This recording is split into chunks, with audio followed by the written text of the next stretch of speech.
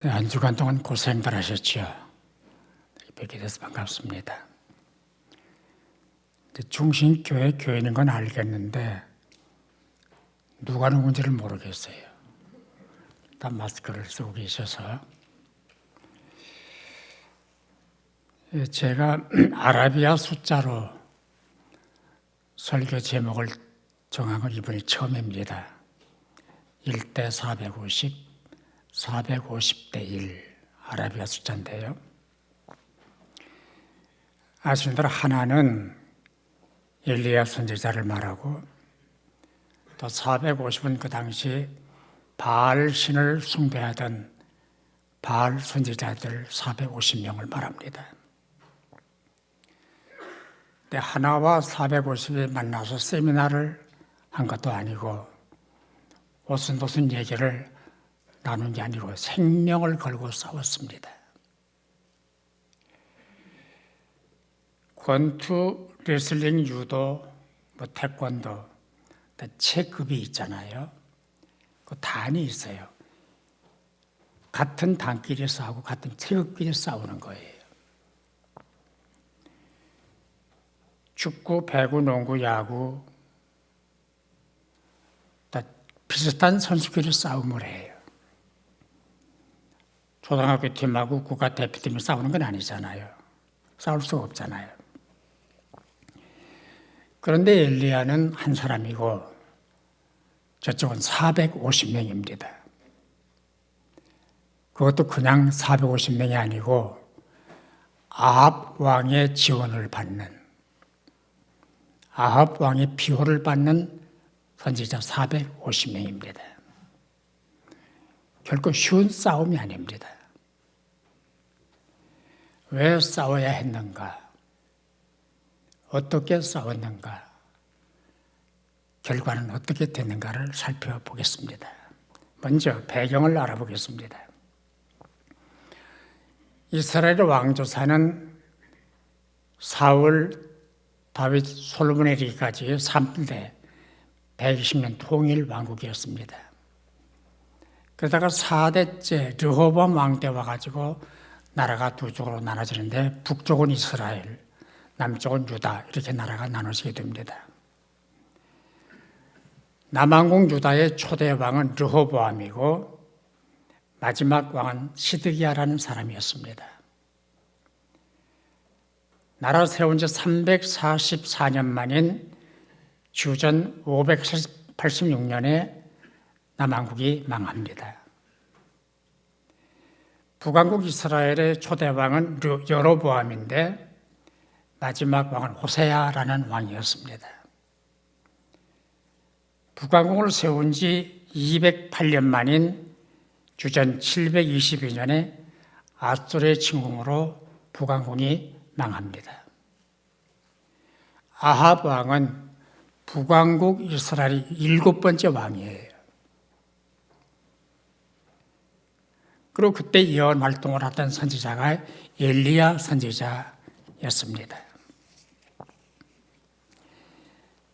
구약성경 열왕기상 16장에서 22장을 보면 아합 왕, 그의 아내 이세벨, 엘리야의 행적을 자상하게 기록을 하고 있습니다.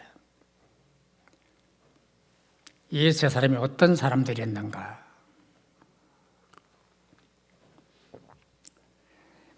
아합은 말씀드린 대로 7번째 북왕국의 왕이었습니다. 22년 동안 나라를 다스렸는데 길게 다스렸죠. 뭐든지 다 했어요. 열왕기상 16장 30절을 보면은 이전 다른 왕들보다 여호와 보시기에 악을 더 행했다 그래요. 나쁜 왕이에요. 이방 여자 이세벨을 아내로 맞았지요. 바알을 숭배하지요. 사마리아에 바알 신전을 건축을 하지요. 제단을 쌓고 예배를 하지요. 그것도 모자라서 아세라 우상을 또 만들어 숭배를 하지요. 그러니까 이세벨과 정략결혼을 하고 우상 숭배를 하고 우상 신전을 세우고 우상 종교를 국교화하고 하나도 하나님 마음에 드는 게 없어요. 빵점에 빵점. 또 욕심이 많아서 나봇이라는 선량한 시민의 포도원을 빼앗고 그 사람을 죽이고 못된 짓을 하는 거예요.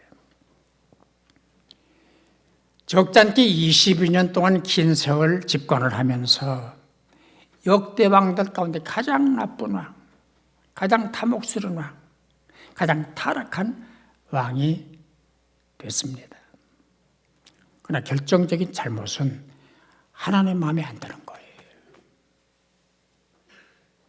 하나님이 인정을 안 하는 왕이에요. 이제 그것이 문제였고요.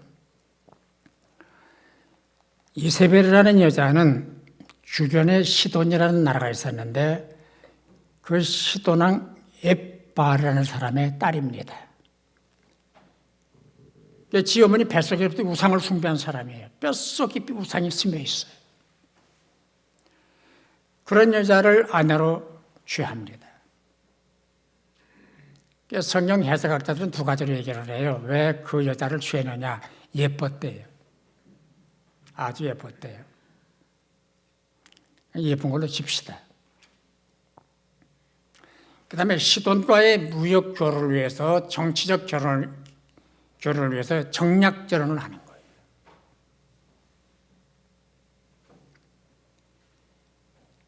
이 이세벨은 하나님의 선지자들을 가차없이 죽입니다. 닥치는 대로 죽이는 거예요. 그리고 엘리야를 죽이겠다고 협박을 하고 뒤를 쫓아다닙니다. 말씀드린 대로 나봇의 포도원을 빼앗기 위해서 온갖 짓을 다 하는 거예요. 음모수술을 다 꾸미는 거예요. 바알 신당을 세우지요. 왕도 숭배하게 만들지요. 신하들도 바알 신을 숭배하게 만들지요. 그래서 열왕기상 21장 23절을 보면 여호와께서 말씀하여 이르시기를 개들이 이세벨의 피를 핥을 것이다. 너는 끝났다. 개들이 네 살을 먹을 것이다. 그리고 요한계시록 20장 22장 20절을 보면은 이세벨을 가리켜서 이렇게 말씀합니다. 꾀는 자, 행음하게 하는 자, 우상의 재물을 먹게 하는 자. 나쁜 여자예요. 그러면 엘리야는 어떤 사람입니까? 갑자기 등장을 해요. 이름의 뜻은 여호와가 하나님이시다. 아합과 이세벨은 바알 신이 참 신이다라고 믿는 사람들이고 엘리야는 하나님이 참 신이다. 하나님 외에는 다른 신이 없다. 존재할 수가 없다. 라고 믿고 선포하는 사람입니다. 요단강 동편 길앗에 살았는데 많은 이적을 행했습니다. 그러나 그거 다 제외하고 엘리야의 사역의 중심은 바알과 싸우는 거예요. 아합과 싸우는 거예요. 절대 권력을 가진 아합 왕과 싸움이 가능하겠습니까? 하나님이 참신이다라는 신앙과 바알이 참신이라는 이 신앙이 대결을 하는 거예요. 그러니까 이 싸움은 왕과 엘리야의 싸움이에요. 권력과 엘리야의 싸움인 거예요. 엘리야가 제안을 합니다. 바알 선지자 450명과 아세라 선지자 400명, 850명을 나오게 해라. 그리고 갈멜산 꼭대로 올라가서 예배로 내기를 하자. 제단을 쌓고 송아지 한 마리를 잡아서 올려놓고 물은 붓지 말고 불도 피지 말고 주변에 물을 붓자. 그리고 불로 이 제물을 태우는 신이 살아계신 신으로 믿자. 내기를 하자. 그리고 주는 편은 생명을 내놓자. 목숨을 내놓고 내기를 하자는 거예요. 그러나 이 대결은 참 어려운 싸움이었습니다. 생각을 해보세요. 아방이 배후에서 보호를 하죠. 450명이죠. 어떻게 싸움을 하겠어요? 우선 숫자에 밀립니다. 450명, 거기다 아세라 선지자 400명, 850명. 성경 보면 아세라 선지자들이 참여는 안 해요. 이유는 나와 있지 않지만 참여를 안 해요. 450명과 엘리야가 싸움을 벌이는 거예요. 바알은 남자 신이고 아세라는 여자 신입니다. 그래서 바알과 아세라가 만나야 비도 오고 풍년이 드는 거예요. 그래서 바알 신전에는 음녀들이 많아요. 두 신이 만나야 하니까. 아세라 선지자들이 참여는 안 했지만은 450명과 한 사람이 싸움을 벌이는 숫자에 빌리는 거예요. 또 하나는 아합 왕과 이세벨이 배후에서 조종을 하고 후원을 합니다. 권력으로 지원을 하고 돈으로 지원을 합니다. 이 싸움은 이기기 어려운 싸움. 왕과 선지자의 싸움, 하나와 450명의 싸움이기 때문에 힘든 싸움이었습니다. 그러나 아시는 결과는 엘리야의 승리였습니다. 바알 선지자들 하루 종일 뛰고 소리를 지르고 바알이여 바알이여 불러 응답이 없는 거예요. 옷을 찢고 자해를 하고 소리를 지르고 춤을 추고 불이 안 떨어지는 거예요. 그러나 엘리야의 제단에 하나님의 불이 임했습니다. 재물도 태우고 물 한 방울 남지 않아 다 태운 거예요. 그 현장을 열왕기상 18장 36절 39절이 우리에게 설명을 하는데요. 구절을 좀 보겠습니다. 저녁 소재 드릴 때에 이르러 선지자 같이 읽어야 돼요. 저녁 소재 드릴 때에 이르러 선지자 엘리야가 나아가서 말하되 아브라함과 이삭과 이스라엘의 하나님 여호와여, 주께서 이스라엘 중에서 하나님이신 것과 내가 주의 종인 것과 내가 주의 말씀대로 이 모든 일을 행하는 것을 오늘 알게 하옵소서. 다음 구절도 읽어야 돼요. 같이 읽겠습니다. 여호와여, 내게 응답하옵소서. 내게 응답하옵소서. 이 백성에게 주 여호와는 하나님이신 것과 주는 그들의 마음을 돌이키심을 알게 하옵소서 하며, 그 다음 또 읽어야 돼요. 이에 여호와의 불이 내려서 번제물과 나무와 돌과 흙을 태우고 또 토랑의 물을 이긴 거예요. 그 다음 절 보겠습니다. 모든 백성이 보고 엎드려 말하되 여호와 그는 하나님이시로다. 엘리야의 하나님이 참 하나님이다. 엘리야의 신이 살아계신 신이라는 것을 증명을 한 거예요. 갈멜산에 나타났던 하나님, 엘리야 하나님은 내 하나님이에요. 그렇잖아요. 그렇다면 아합도 걱정할 필요가 없고 이세벨도 걱정할 필요가 없고 450명도 걱정할 필요가 없고. 왜? 내 하나님이니까. 그렇게 믿으시면 아멘. 역대하 20장을 보면은 여호사밧 왕이 아람과 전쟁하는 기사가 실려 있습니다. 이 여호사밧 왕은 남왕국 유다의 네 번째 왕이었습니다. 주변에 있던 모압, 암몬, 마온이라는 부족 국가가 연합군을 편성을 해서 유대 나라를 쳐들어왔어요.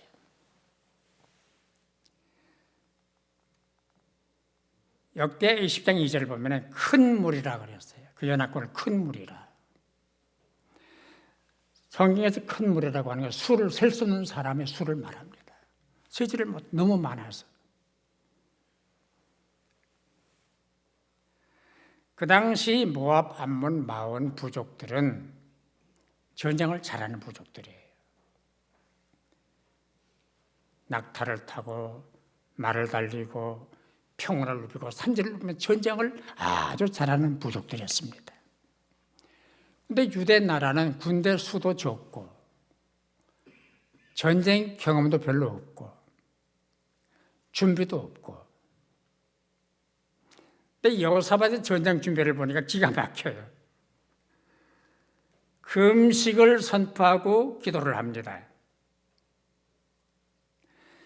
전쟁을 하려면 잘 먹어야 되잖아요. 군량미를 준비해야 되잖아요. 그리고 무기를 챙겨야 되잖아요. 그런 건 안 해요. 금식하고 기도를 하는 거예요.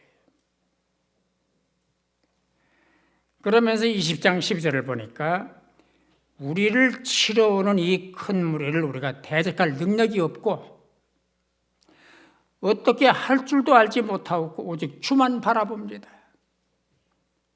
우리는 전쟁 못합니다. 주님만 바라봅니다. 20장 13절을 보니까 유다 모든 사람들이 그들의 아내와 자녀와 어린 아이와 더불어 여호와 앞에 서더라. 남자만 그러는 게 아니고 여자도 애들도 노인도 다 같이 기도를 하는 거예요. 온 국민이 기도를 하는 거예요. 금식하고 기도하고, 이게 여호사밧 왕의 전략입니다. 이게 잘 들으세요. 그게 전략이에요. 하나님의 응답이 떨어졌습니다. 역대 20장 15절 17절인데요. 본문을 보겠습니다. 같이 읽어요. 두려워하거나, 크게 읽어요. 다시 시작. 두려워하거나 놀라지 말라. 이 전쟁은 너희에게 속한 것이 아니요 하나님께 속한 것이냐. 걱정 마. 하나님 전쟁이에요. 그 다음 구절 보세요. 이 전쟁에는 너희가 싸울 것이 없나니 대열을 이루고 서서 너희와 함께한 여호와가 구원하는 것을 보라. 여호와가 너희와 함께 하리라. 너무 멋져요. 너무 멋있어요. 이 응답이 떨어지자마자 모든 왕과 백성들이 하나님을 찬양하라고, 레위 사람들이 찬송을 부르고 영적 전쟁을 하는 거예요. 저 사람들이 육적 전쟁을 하고 이 여호사밧 군대는 영적 전쟁을 하는 거예요. 누가 이깁니까? 영적 전쟁이 이기는 거예요.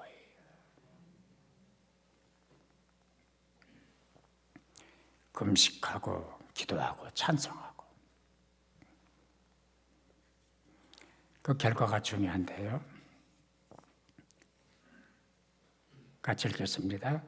그 노래와 찬송이 시작될 때에 여호와께서 복병을 두어 유다를 치러 온 암몬 자손과 모압 세일산 주민들을 치게 하심으로 그들이 패하였어요. 강한 자가 친 거예요.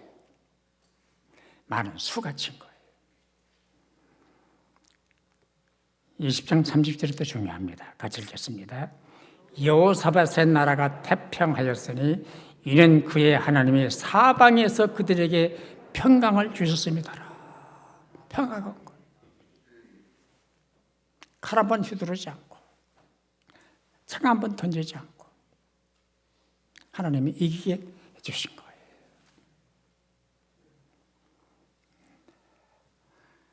엘리야의 승리와 여호사밧 왕의 승리가 주는 교훈이 있습니다. 크다고 이기고 작다고 지는 게 아니다. 강하다고 이기고 약하다고 지는 게 아니다. 많다고 이기고 작다고 지는 게 아니다. 하나님이 함께 하시면 이긴다. 아멘. 그 교훈을 주는 거예요. 다른 예를 하나 더 들겠습니다.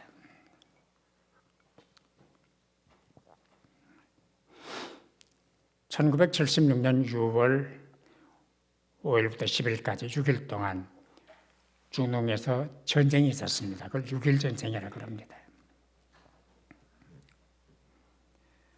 이집트, 요르단, 시리아, 레바논, 이라크, 쿠웨이트 이 나라들이 연합을 하고 이스라엘을 공격을 한 거예요. 그걸 6.1 전쟁이라고 그러는데요. 그 당시 이스라엘과 아랍연합군의 전력을 비교를 해보겠습니다. 이스라엘 정규군 5만 명, 아랍 정규군 24만 명, 5배입니다. 이스라엘 예비군 21만 4천 명, 아랍 30만 7천 명. 이스라엘 항공기 300대, 아랍 항공기 957대, 3배예요. 이스라엘 전차 800대, 아랍 연합군의 전차 2,504대, 3배예요. 그 당시 이스라엘 국방장관이 모세 다인이라는 사람이었습니다. 그는 전쟁이 시작되기 전에 각 언론에 정보를 흘리는 거예요. 최첨단 무기를 정권이 배치했다. 이미 전쟁은 끝났다. 우리가 이겼다. 라고 정보를 흘리는 거예요. 전 세계 정보기관들과 특별히 아랍 쪽의 정보기관들이 초긴장을 했어요. 무슨 무기를 배치했을까? 핵무기일까? 막 궁금했습니다. 근데 확인이 안 되는 거예요. 그리고 전쟁이 시작되기 전부터 이스라엘 정규 방송 시간에 계속해서 아모스 9장 14절 15절을 방송을 내보내는 거예요. 내가 내 백성 이스라엘이 사로잡힌 것을 돌이키리니 그들이 황폐한 성읍을 건축하여 거주하며 포도원을 가꾸고 그 포도주를 마시며 과원들을 만들고 그 열매를 먹으리라. 내가 그들을 그들의 땅에 심으리니 그들이 내가 준 땅에서 다시 뽑히지 아니하리라. 내 하나님 여호와의 말씀이니라. 계속 방송을 하는 거예요. 무슨 뜻이에요? 하나님이 이기게 해주셔도 우리 이겼다. 우리 그 땅에다가 포도원을 만들고 과원을 만들고 거기 살 것이다. 이 땅을 지킬 것이다. 이 땅에 산다. 막 승리를 선포를 해버리는 거예요. 그리고 모세 다얀 장군은 하나님이 6일 동안의 천지를 창조하시고 7째 날 쉬셨다. 우리도 그렇게 하자. 6해 동안 전쟁을 끝내고 7째 날 안식일을 지키자. 그리고 전쟁을 한 거예요. 아시잖아요. 이겼어요. 이스라엘이 이겼어요. 6일 동안의 전쟁을 끝냈어요. 두 가지 요인 때문입니다. 첫째가 애국심 때문입니다. 전 국민이 참여를 합니다. 국론이 통일이 됩니다. 전 세계 유태인들이 돈을 보냅니다. 전쟁 비용으로 쓰라고. 그럼 미국 유학 중인 젊은이들이 부타를 사가지고 귀국을 하는 거예요. 왜 가냐? 전쟁에 참전을 해야 된다. 너 가면 죽을 텐데 상관이 없다. 내가 죽어서 전쟁에 이긴다면 나는 기꺼이 죽겠다. 계속 귀국을 하는 거예요.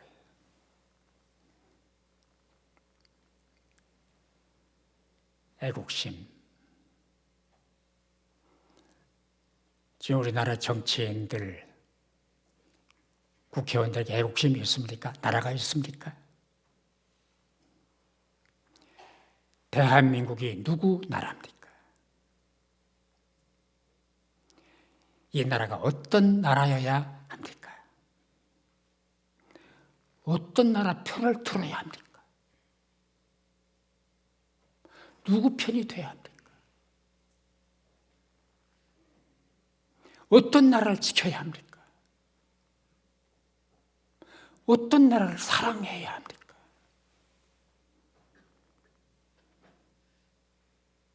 둘째, 신앙 때문에 이겼습니다. 이스라엘 사람들은 구약만 믿는 사람들입니다. 그러나 하나님이 이 나라를 주셨다고 믿고 있습니다. 그래서 그 사람은 그냥 땅이 아니에요. 홀리랜드, 거룩한 땅, 성지라고 불러요. 하나님이 주신 이 나라를 지켜야 한다. 이 전쟁은 거룩한 전쟁이다. 거룩한 땅을 빼앗기면 안 된다라는 믿음이 있는 거예요.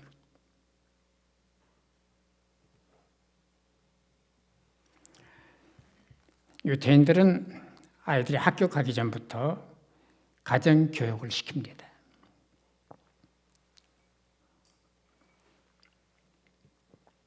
성경을 가르치고 예절을 가르치고, 지금 우리 아이들 예절 가르쳐요?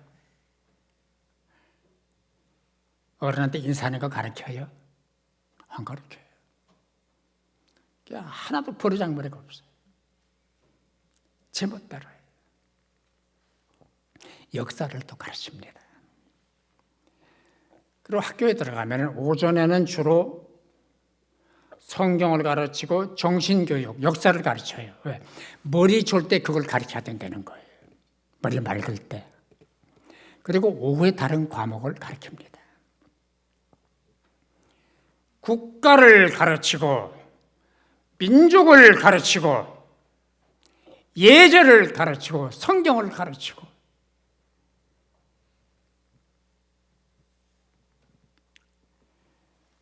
우리네 교육 현장은 어떻습니까? 나라를 얘기합니까? 민족을 얘기합니까? 다른 민족 얘기하면 안 되죠.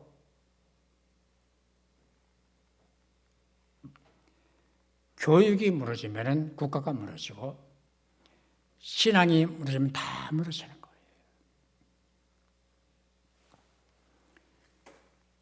아합이 누굽니까? 이세벨이 누굽니까? 무신론자. 하나님이 없다고 하는 사람들. 그리고 우상을 숭배하는 사람들. 그러니까 바알이 참 신이다와 하나님이 참 신이다가 대결을 하는 거예요. 아합과 이세벨은 하나님 종교를 말살하고 온갖 술수와 방법을 종통해서 하나님의 선자들을 죽였습니다. 그들을 다 몰았습니다. 근데 어떻게 이겼습니까? 엘리야가. 우리도 엘리야처럼 하면 돼요. 그 방법대로 하면 되는 거예요. 엘리야가 맨 먼저 한 일은 갈멜산에 무너진 제단을 수축을 했습니다. 원래 갈멜산에 제단이 있었어요. 제사하는 제단이 있었는데 못 모이게 하죠. 모이면 잡아다 죽이죠. 핍박하죠. 그러니까 제사를 못 드리는 거예요. 그래서 제단이 다 무너져 버렸습니다. 그 제단을 수축을 하는 거예요.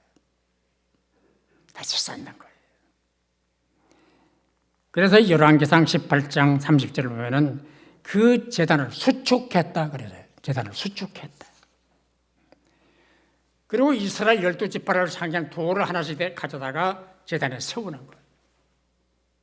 무슨 뜻이에요? 함께 가자. 통일하자. 그리고 여호와 이름을 부르며 제단을 쌓고 제사를 드리는 거예요. 무너진 제단을 수축을 했습니다. 제단이 뭡니까? 제사 드리는 곳. 제사가 뭐예요? 제물 드리는 곳. 제물 뭐예요? 지금은 우리, 나, 예배. 예배가 제사예요. 구약은 짐승을 제물로 드렸지만은 신약은 나를 제물로 드립니다. 구약은 제사가 예배고 신약은 예배가 예배입니다.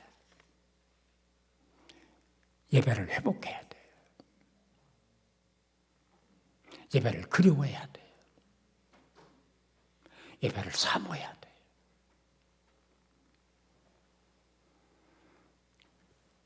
코로나 때문에 2000년 동안 들여오던 교회 예배 제단이 무너졌습니다. 이렇게라도 감사하지요. 하지만 제단이 무너졌어요. 심지어는 어떤 교회는 온라인으로 성찬식을 했어요. 목사님이 강단에서 떡을 주노라, 이 잔은 예수의 피다, 그러면 집에서 지가 홀짝 마시는 거예요. 온라인 성찬식. 장로신학대학 최진봉 예배학 교수는 비대면 예배 상황에서 온라인 성찬 시행은 성찬에 대한 몰이해와 성찬 감상주의 또는 성찬 절대주의가 낳은 현상이라고 얘기를 했고요. 합동신학대학의 김병훈 교수는 성찬은 한 공동체에 모이는 것이 마땅하고 온라인 세례가 안 되는 것처럼 온라인 성찬도 바람직하지 않다. 우리 기독교 성례는 두 가지거든요. 세례와 성찬이거든요. 성찬을 온라인으로 하면 세례도 온라인으로 줘야 된다는 얘기 아니에요. 목사님이 여기서 성부와 성자와 성령을 세례를 떠나 그럼 지가 집에서 그게 안 된다는 거예요. 그러면 안 된다는 거예요.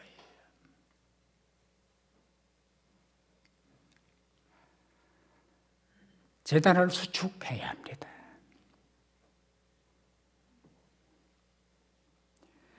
하나님께 제사를 드리는 것처럼 예배를 하나님께 드리잖아요.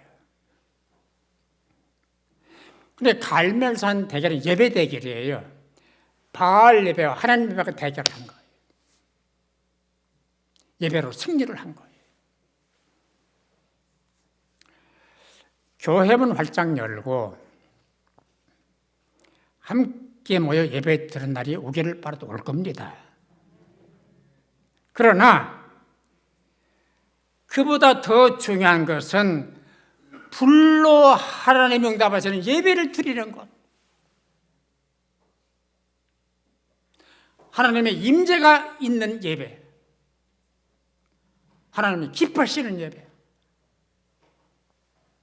형식적인 예배 말고 관행적인 예배 말고 영과 진리로 드리는 예배. 영이 뭐요? 생명이거든요. 생명. 영은 생명이거든요. 생명을 바치는 예배, 피를 바치는 예배, 갈멜산 예배를 회복해야 돼요. 예배의 본질을 회복해야 돼요.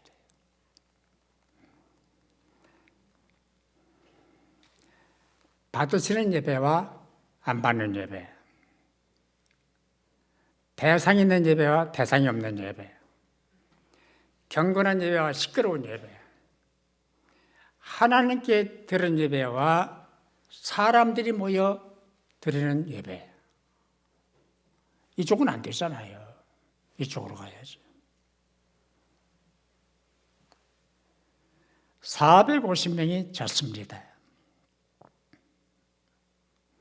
다수가 졌습니다. 아합과 이세벨이 졌습니다. 권력이 졌습니다. 불의한 세력이 졌습니다. 사탄의 세력이 졌습니다. 엘리야는 예배로 승리했습니다. 1대 450 하나가 이겼습니다. 왜? 하나님이 함께 하시니까. 작으세요? 힘이 없으세요? 걱정하지 마세요.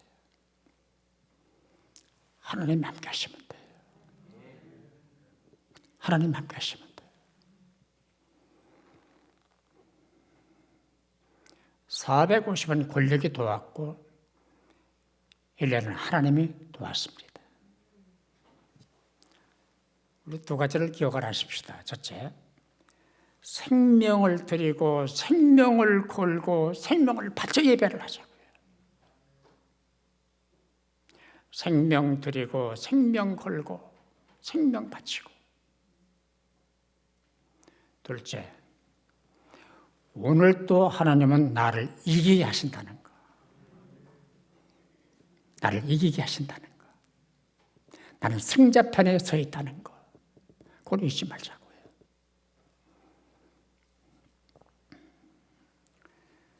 바울의 고백으로 결론을 삼겠습니다. 로마서 8장 32절인데요.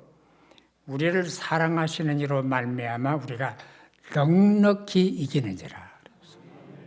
같이 넉넉히 이기느니라. 이기고 남는다는 거예요. 힘이 남는다는 거예요. 고린도전서 15장 57절 말씀인데요. 우리에게 승리를 주시는 하나님께 감사하노니.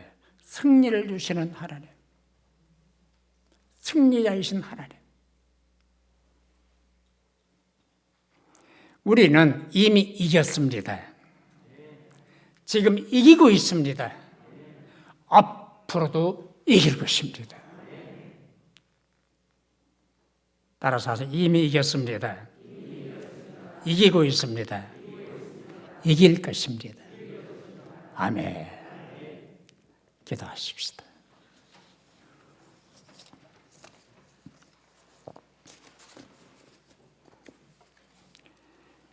갈멜산 영적 전쟁을 승리하게 하신 하나님 아버지, 오늘도 우리를 이기게 하시는 것을 감사합니다. 날마다 어디서나 이기며 살게 하여 주옵소서. 승리의 쾌가를 부르게 하여 주옵소서. 그러기 위해서 예배를 회복하고 하나님을 만나고 하나님의 전신갑주를 입는 사람들이 다 되게 하여 주옵소서. 충신교회가 그런 교회가 되게 하여 주옵소서. 충신 성도들이 그런 사람들이 되게 하여 주옵소서. 예수님의 이름으로 기도하옵나이다. 아멘.